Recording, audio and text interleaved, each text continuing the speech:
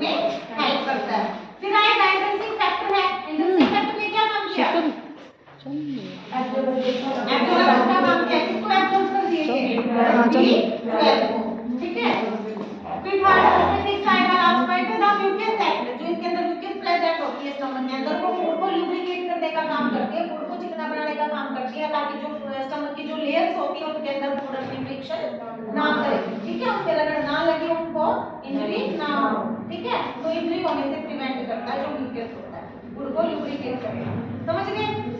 अब आगे secretion of gastric juice, यानी कि जो गैस्ट्रिक जूस होता है जो स्टमक से सिक्रेट हुआ है, उसके फेज होते हैं, स्टेप होते हैं, कैसे वो सिक्रेट होता है, कैसे वो बनता है। ठीक है, पहला फेज आएगा इसमें, कौन सा फेज है पहला? Cephalic phase. ठीक है, सेफेलिक फेज है, उसमें क्या होता है, जैसे कि हमारी वैगस नर्व, कौन सी क्रेनियल नर्व है? वैगस नर्व कौन सी थी?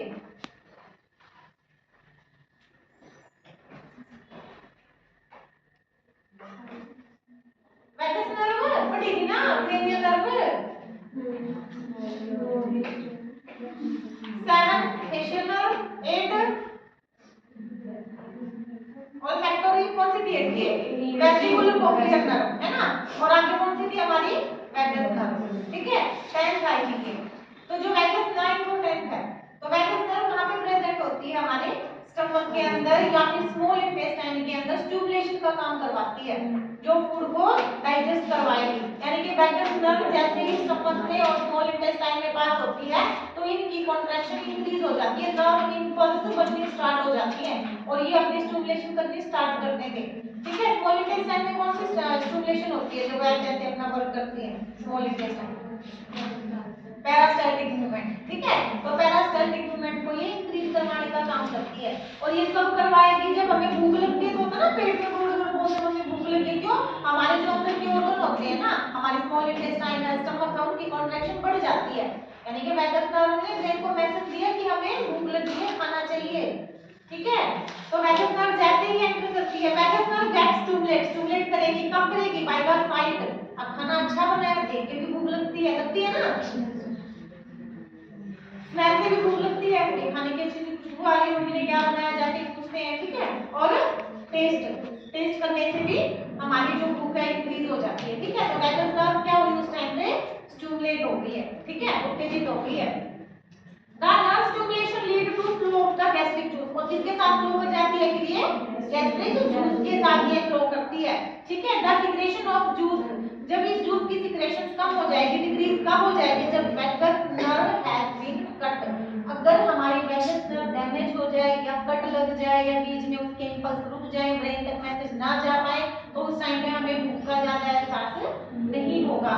ठीक है, क्योंकि हमारा जो पहले वाला फूड है वही डाइजेस्ट नहीं होगा, वही नहीं होगा तो भूख कहां से लगेगी फिर, है ना। तो वैगस नर्व जब कट डाउन हो जाती है या उसके अंदर कोई इंजरी हो जाती है, तो उस टाइम पे क्या है, वैगस नर्व यानी कि स्टिमुलेशन करना बंद कर देगी और एपेटाइट हमारी बिल्कुल लॉस हो जाएगी। ठीक है, नहीं वो तो लीवर के ऊपर भी काम करती है, लीवर की स्टिमुलेशन को बढ़ा देगी, दूध की सिक्रेशन को बढ़ा देगी। ठीक है, कोई भी एक मेडिसिन कभी एक चीज पे काम नहीं करती है। आपने सिर के दर्द की दवाई ले ली, पेन किलर आपने ले ली, तो क्या जरूरी है कि पेन किलर के साथ साथ वो कहीं जाके और ज्यादा इफेक्ट ना करेगी? वो तो ब्लड में मिक्स होगी, जाकर डिसॉल्व होगी। जहाँ पे हमारे पेन के रिसेप्टर थे, जहाँ पे पेन था वहां तो उसने रिसीव कर ली, तो ब्लड में फ्लो करते करते हार्ट पे भी जाएगी, किडनी पे भी अपना वर्क करेगी, वहां पे हमें पता नहीं चलेगा। समझे? तो कोई भी एक नर्व कभी भी, कोई भी एक मेडिसिन कभी भी एक जगह इफेक्ट नहीं करती, उसके साइड इफेक्ट भी होते हैं। समझे? कट का मतलब होता है उसके अंदर इंजरी लग जा।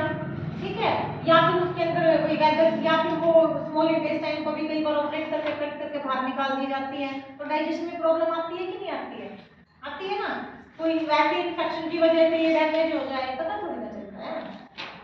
अब सेकंड है इसमें गैस्ट्रिक फेज, ये तो था स्फेलिक फेज। स्फेलिक फेज में वैगस नर्व स्टिमुलेट हुई, हमारी भूख बढ़ गई टेस्ट स्मेल और साइट की वजह से। ठीक है, अब सेकंड है गैस्ट्रिक फेज। गैस्ट्रिक फेज में क्या होता है? When stimulated by the presence of food, कब होगी ये? जब फूड प्रेजेंट होगा, जब होगी द एंडोक्राइन सेल्स, इसके अंदर जो हमारे एंडोक्राइन सेल होते हैं, जो हमारे हार्मोन्स होते हैं ना, इन द पाइलोरिक एंट्रम और ड्यूडेनम सिक्रेशन गैस्ट्रिक, यानी कि कहां पे एंट्रम क्या होता है हमारा? पाइलोरिक एंट्रम पाइलोरिक पार्ट कौन सा था हमारा? स्टमक का लास्ट वाला पार्ट। और कहाँ पे प्रेजेंट है ये हमारी ड्यूडेनम के अंदर। ठीक है, जो गैस्ट्रिक जूस है वो कहाँ पे प्रेजेंट होता है?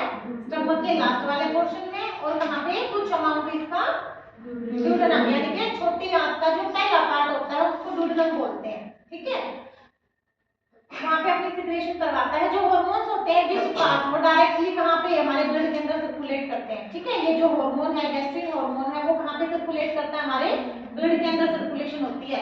जो gastric circulate in the blood which supply the stomach, और फिर कहाँ पे सप्लाई करेगा? वो स्टमक को सप्लाई करता है हार्मोन। गैस्ट्रिक हार्मोन है तो हमारे गैस्ट्रिक स्टमक, गैस्ट्रिक कहाँ से रिलेटेड है? हमारा स्टमक से रिलेटेड। ठीक है, तो ब्लड के थ्रू क्या हुआ कि गैस्ट्रिक के अंदर एंटर कर गया। ठीक है, स्टमक के अंदर एंटर कर गया।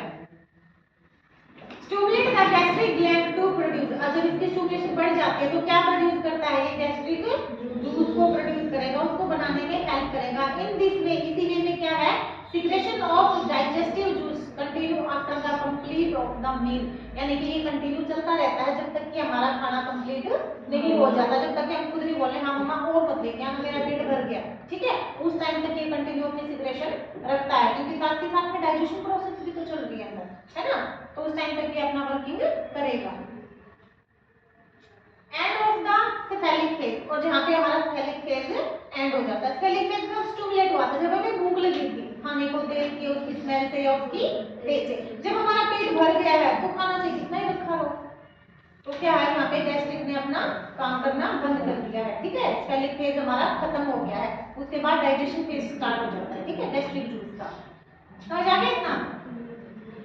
Gastric secretion is supplied when the pH in the pyloric antrum fall above the 1.5। जब pyloric antrum जो पार्ट होता है स्टमक का उसका 1.5 से नीचे गिर जाता है ना, तो उस टाइम पे ये सप्लाई क्या होता है? सप्रेस, यानी कि दब जाती है कि बस बहुत हो गया सिक्रेशन, इससे ज्यादा सिक्रेशन नहीं कर सकते, क्योंकि कम सिक्रेशन होना भी हार्मफुल होता है और ज्यादा होना भी हार्म होता है। ठीक है, तो इसका बैलेंस कितना होता है? 1.5।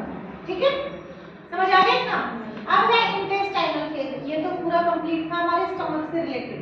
ठीक है, पाइलोरिक एंट्रम लास्ट वाला पोर्शन था। अब करेंगे इंटेस्टाइनल, यानी कि आगे हमारी क्या शुरू हो गई है? Small intestine. ठीक है, छोटी आंत शुरू हो गई है। अब इसमें क्या है? व्हेन द पार्शली डाइजेस्टेड, जब हमारा जो स्टमक है कुछ अमाउंट में फूड को वो डाइजेस्ट कर चुका है, पार्शली ना कि कंप्लीटली। ठीक है, तो वो फूड को कहाँ रीच कर देता है? कहाँ भेज देता है? आगे फॉरवर्ड कर देगा। कहाँ पे करेगा? स्मॉल इंटेस्टाइन के अंदर। तो हार्मोन कहाँ पे प्रोड्यूस होते हैं? कौन सा हार्मोन प्रोड्यूस होगा स्मॉल इंटेस्टाइन के अंदर? एंड्रोगेस्ट्रोन हार्मोन। कौन सा हार्मोन स्टार्ट हो जाएगा? एंड्रोगेस्ट्रोन हार्मोन प्रोड्यूस होगा। अब प्रोड्यूस कौन करता है इसको? Endocrine system. और एंडोक्राइन सिस्टम किसका था? हमारे ग्लैंड का सिस्टम। ठीक है, तो जो आपके एंडोक्राइन सेल्स होते हैं ना, वो इस हार्मोन को सिक्रेशन इसकी स्टार्ट कर देते हैं। समझ आ गया? कहाँ पे करेगा? इंटेस्टाइनल म्यूकोसा के अंदर। Slow down the secretion of the gastric juice, और यहाँ पे गैस्ट्रिक जूस की सिक्रेशन क्या होती है? कम हो जाती है, क्योंकि वो कहाँ पे था? हमारे एंट्रम पार्ट के अंदर। ठीक है, क्लियर इतना? And the reduce the gastric motility. Motility means ये बोलने वाले थे कुछ। हाँ बोल, क्या थी मोटालिटी?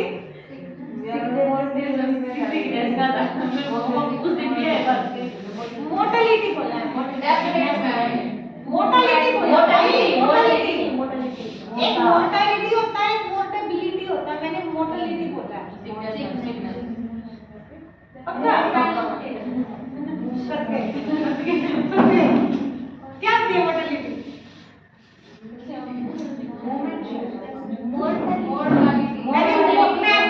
पहले सुनो ध्यान से, मैंने क्या बोला? मैंने मोटालिटी बोला। पहले ध्यान से सुनो, मूवमेंट होना। हाँ, उसमें आर वर्ड यूज होता है, mortality and morbidity. Or word use होता है, इसमें आर वर्ड यूज हुआ है। ठीक है, तो ये क्या करेगा? गैस्ट्रिक जूस की जो मूवमेंट है ना, उसको भी सप्रेस करने का काम करेगा। कौन सा एरिया? स्मॉल इंटेस्टाइन का first part is called duodenum. ठीक है, जो ड्यूडेनम पार्ट होता है ना, वो गैस्ट्रिक जूस की सिक्रेशन को सप्रेस कर देता है, क्योंकि यहाँ से उसका कोई काम नहीं है। उसका काम कहाँ तक होता है? हमारे स्टमक तक। समझ गए? अब छोटी आंत का पहला पार्ट था, स्मॉल इंटेस्टाइन का ड्यूडेनम पार्ट था, वहाँ पे हार्मोन सिक्रेट हुआ है एंडोक्राइन ग्लैंड के थ्रू, एंडोक्राइन सेल के थ्रू। ठीक है, एंड्रोगेस्ट्रोन हार्मोन। अब ये काम करेगा फूड को डाइजेस्ट करवाने में, ठीक है। और ये ग्लैंड होता है जो वैगस नर्व इसके साथ सप्लाई होके आती है, और वैगस नर्व क्या काम करती है, स्टिमुलेशन का काम करवाती है फूड को मिक्स करवाने में, ठीक है। स्टिमुलेशन करेगी वैगस नर्व, छोटी आंत के अंदर उत्तेजना हो जाएगी, जैसे फूड एंटर किया उसने अपना काम करना की मशीनें चालू हो जाती है, बात ये है, ठीक है। समझ आ गया इतना? हाँ बोलो। टू ऑफ द हार्मोन, अब इसमें दो हार्मोन और सीक्रेट हुए हैं, कौन सा, सेरोटोनिन हार्मोन और कोलेसिस्टेराइन हार्मोन, ठीक है। ये हमारे स्मॉल इंटेस्टाइन के अंदर है। समझ आ गया इतना? ये तीनों फेज थे भाई, कोई डाउट हो तो पूछ लेना।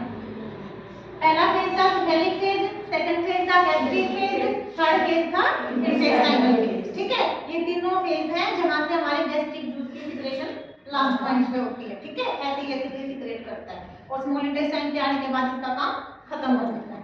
समझ गए? अब आगे है फंक्शन ऑफ स्टमक, जो मैं पिछले करवा चुकी हूँ। अब जो स्टमक होता है उसका पहला काम क्या, फूड को रिजर्व करने का, कुछ टाइम के लिए होल्ड करने का काम करता है, ठीक है। सेकंड इसके अंदर एंजाइम थे, एंजाइम ने भी फूड को डाइजेस्ट करने में हेल्प की। HCl था, HCl भी फूड को डाइजेस्ट करने में भी हेल्प करता है, साथ ही साथ में माइक्रोब्स को भी किल करने का काम करेगा, ठीक है। और क्या था इसके अंदर, सिक्रेशन ऑफ द एंट्रिक फैक्टर, यानी कि विटामिन B12 को भी